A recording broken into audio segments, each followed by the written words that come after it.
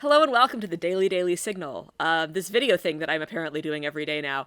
Originally, the conceit was that I would always go to the Heritage Foundation's horrible daily letter, the Daily Signal, and then find the article that I found most egregious and then deconstruct it over breakfast. And already, video 4, we've moved away from that entirely. So I'm not doing it first thing in the morning because I'm not funny in the morning. It turns out I'm just tired and sad.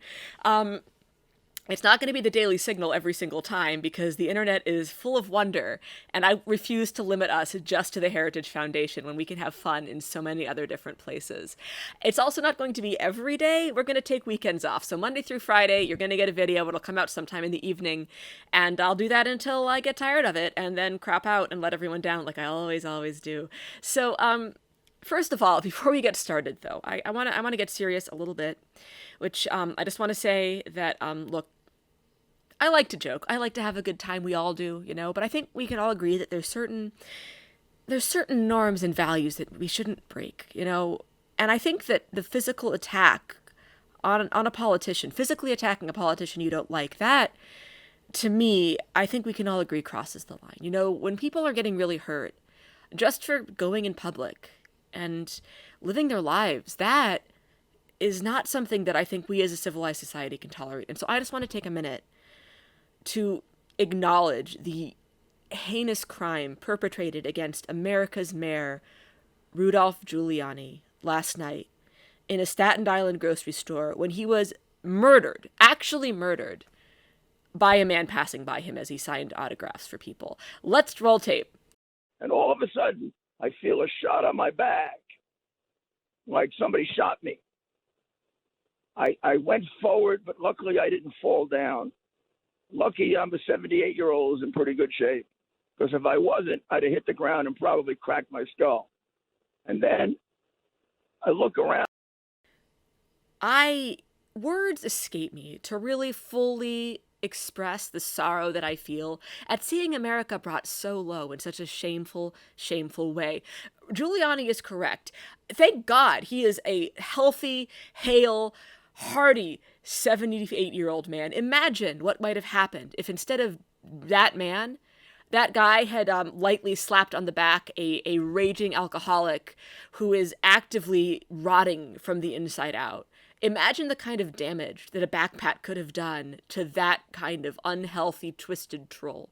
Anyway, if anyone knows the identity of the Staten Island grocery store worker who assaulted America's mayor, I want you to tell me. I want you to let me know who they are so that I can give them exactly what's coming to them. By which I mean I will buy you several beers. I'm in New York. Hit me up. Anyway, my DMs are open. So moving on from that, we are going to watch a Babylon Bee video today. This was not the original plan. Originally, we were going to do an article that the Daily Signal wrote about the Babylon Bee. Basically, it was this horrible article about how liberals can't tell jokes, the left can't meme, but the Babylon Bee is very funny. I was gonna do that, but then in this article, I'd halfway recorded it. I was gonna do this whole thing where we talked about all the different parts of it and like where they got humor wrong, what is humor anyway, and then I found the woke zone, and I watched like 10 seconds of it, and I knew that my plans had to change, and that we are gonna watch together, you and I, we are gonna watch the woke zone. That's what we're going to do. We're going to watch it. We're going to watch it together. It's going to be really fun. So obviously, content warning. I know for sure there was like some transphobia in the first bit. It's the Babylon Bee, CW Babylon Bee. Without any further ado, watch this fucking train wreck. Let's go.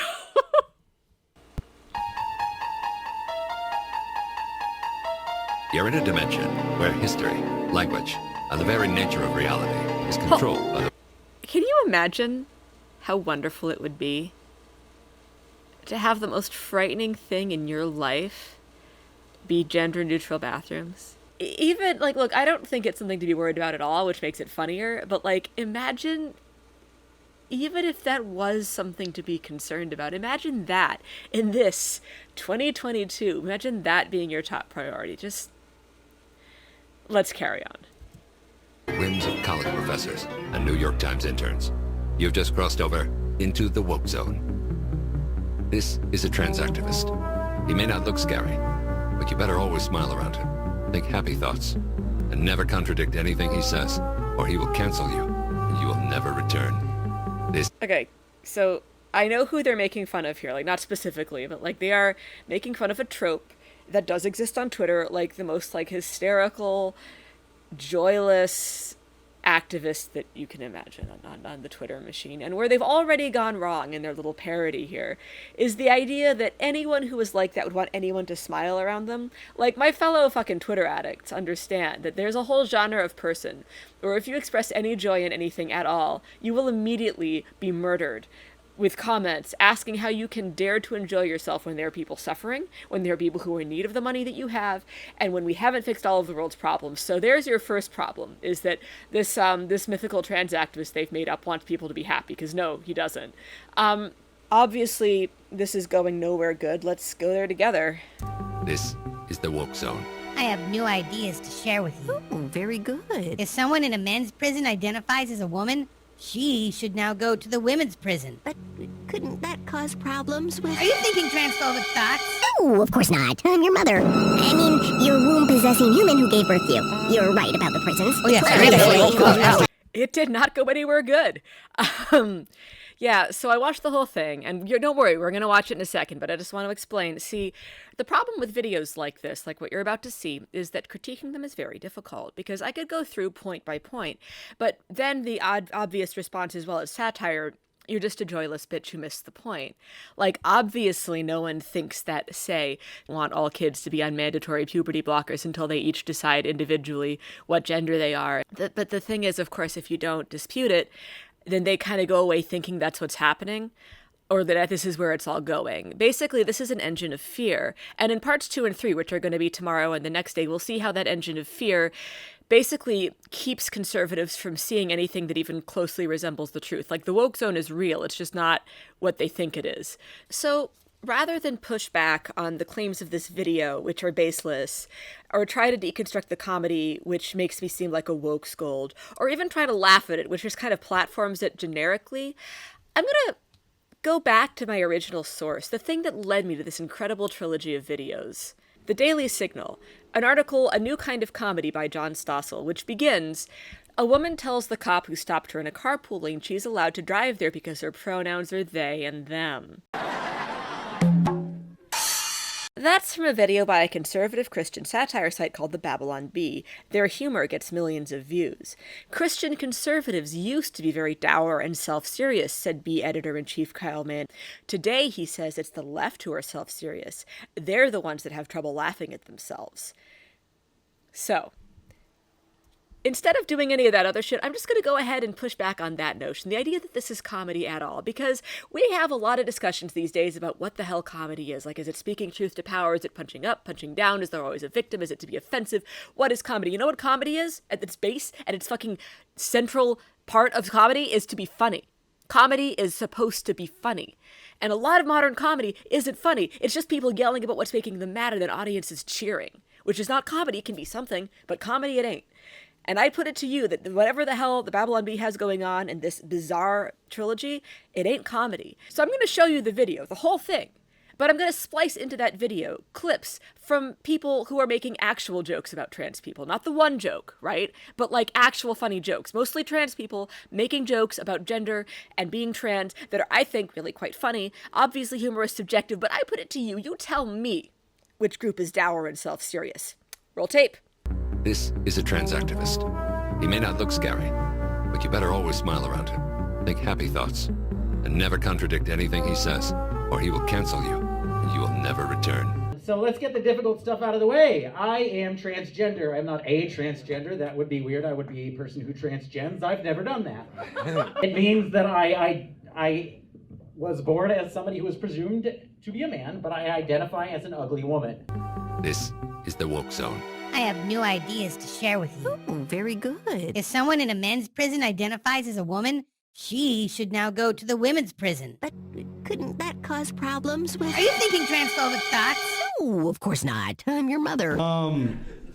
I came out to my mom, and that was really, really hard, you know. I'm sorry, I mean, emotionally it was hard, but I mean more logistically, because she doesn't speak any English, and I don't really speak Vietnamese, so it was literally logistically difficult. I mean, womb-possessing human who gave birth to you. You're right about the prisons. Oh, yeah. We're sitting in the car one day, and I just go, Mom, in Vietnam, do they have people born boy, brain girl? And she goes, what? Born boy, brain girl. And she goes, okay, I don't know. Sometime. And I go, okay, me, that. And she goes, no. I go, yes, Mom. She goes, no, you not girl, you boy. And I'm like, Mom, boy, girl. And she goes, no, you boy, you lucky, because boy is good and girl is bad. And I go, why? And she goes, I don't know. Absolutely right. And trans women should be able to compete in women's sports, just like any other women. But what about biological differences? What? Aren't trans women women? Completely It's at that point now where, like, me trying to date, I think it'd be easier if instead of my all-eye baggage that I've got, if I was just like Frankenstein's monster. It's like an easier first date conversation. You're like, listen, before we order drinks, I should let you know that technically I am 7 corpses sewn together. I mean, it's totally cool. I'm totally alive. My dad told me. He's a doctor, so. Well, he didn't so much tell me as he's screaming at the heavens when I was born, but I got the gist of it. true. I have a new idea. I've now decided that all kids need to be on puberty blockers until they're old enough to decide on their gender for themselves. All right, I can't take it anymore. This is madness. This is complete insanity. That's transphobic! Phobic? The only one scared of these people. He only has power while you give in. What you're doing isn't tolerance or compassion. It's just cowardice. Speak up. No one likes you. You're a bad man. And that's why you're canceled. One of the most offensive things It's of all. unnecessarily gendered. Please, send him to the cornfield, son. I was at the airport the other day. I was going through security, and the lady doing the scan comes up to me and she goes, "We detected an anomaly in your scan, so we need you to step aside so we can do a pat down on you." And I'm thinking, yeah, you had that machine set on female and you saw my dick, but whatever, let's get this over with. So we're off to the side. She's doing the pat down, and she gets between my legs right up here, and she goes, "Do you have anything sharp that I could potentially stab myself on?" And I go, "Well, it's not sharp, but I've stabbed a few people with it, I guess." It was a good thing you canceled that man. A very good thing. I have a new thought. The government needs to pay for fertility treatments for trans women since they can't have babies for some reason. Great idea. And I found out very fast that the TSA does not have a sense of humor, okay? She called security over. I had to jump in and explain myself before I got shipped to Guantanamo Bay for trying to smuggle my dick on a plane. You may think there's a reality outside of people's feelings, but you better keep those thoughts to yourself, in case you've wandered into the woke zone. People like to ask stupid questions, though, when they find out that you're trans. Strangers like to ask real personal questions, like, "You got a dick? You got one?" And I was like, "Bro, you hitting on me right now?" He's like, "No, bro, I'm straight. I just want to know." So I'm like, "Okay, all right. Yeah, I got a bunch of them in a box under my bed." He's like, "I'm not talking about dildos, bro." I'm like, "Me neither." So there you have it, folks. Comedy luminaries Babylon Bee versus humorless, joyless, dour leftists. I mean, you tell me, right? Check out the description. I've linked to all the comics that I listed here. I'm also linking to a Twitter thread that I used to solicit recommendations that's still getting results. And you should go look there for more awesome trans comedians. And if you're a trans comedian and you want to self-promote, like, for God's sake, throw your link on there. So that's it. I'm going to go and do literally any other fucking thing. Tomorrow we're going to come back with part 2, which, and I swear to God this is true, is entitled Diary of a Frightened Man. And it is. Like, it's so on the nose, you're not even going to be able to handle it. So, if you want to see that, you should, like, subscribe to this channel, or don't. I mean, I don't know what I'm doing. I can't even promise this is going to go on for very long. So, whatever. Do what you want. I'm out. Have a nice day.